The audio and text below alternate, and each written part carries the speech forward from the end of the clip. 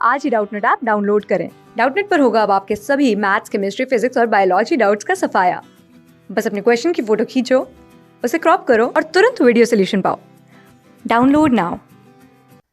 Hello everyone, आज का प्रश्न है सौर कुकर के लिए कौन सा दर्पण अवतल, उत्तल या समतल सर्वाधिक उपयुक्त होता है। तो सौर कुकर जो है वो सौर ऊर्जा से भोजन पकाने का कार्य करता है। इसके लिए ईंधन के रूप में हम सौर ऊर्जा का ही उपयोग करते हैं। सौर कुकर की रचना कुछ इस प्रकार से होती है। तो एक सामान्य सौर कुकर है जिससे कि ये दर्पण है जो सूर्य से आने वाली विकिरणों को परावर्तित करके, मान लो इस पर सूर्य किरणें इस प्रकार से आपतित हो रही है। इसके भीतर ये पात्र है जहाँ पर कि भोजन रखा हुआ है जिसे कि पकाना है। तो इस पात्र में रखा भोजन तभी पकेगा जब उसको उष्मा मिलेगी, और उष्मा जो है ये सूर्य की किरणें लेकर आ रही है।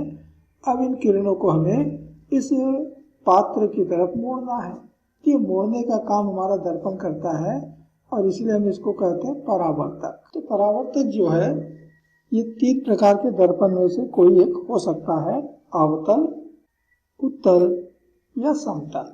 अब देखिए इनका क्या क्या गुण है। पहले हम लेते हैं अवतल दर्पण। ये अवतल दर्पण है, इस पर जितने भी समांतर किरणें आ रही है, ये सब समांतर किरणें, ये दर्पण इन किरणों को एक बिंदु पर फोकस कर देता है, एकत्रित कर देता है, और इसलिए इन सारी किरणों से आने वाली ऊर्जा एक बिंदु पर केंद्रित हो जाती है और वहां पर हमें अधिक ऊर्जा प्राप्त होती है।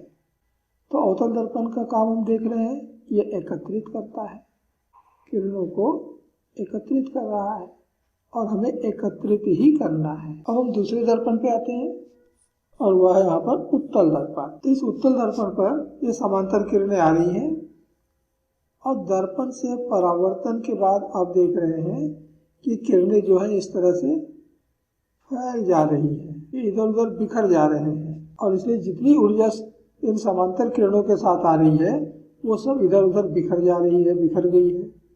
अर्थात इस दर्पण से हम सोलर कुकर में भोजन नहीं पका पाएंगे। इस क्रिया को कहते हैं अपसरण। अर्थात उत्तल दर्पण क्या कर रहा है, अपसरित कर रहा है। तो एक तीसरा दर्पण हम लेते हैं समतल दर्पण। इस पर भी समांतर किरणें आपतित हुई, तो ये परावर्तन के बाद समांतर किरणों के रूप में ही वापस लौटती है, परावर्तित होती है।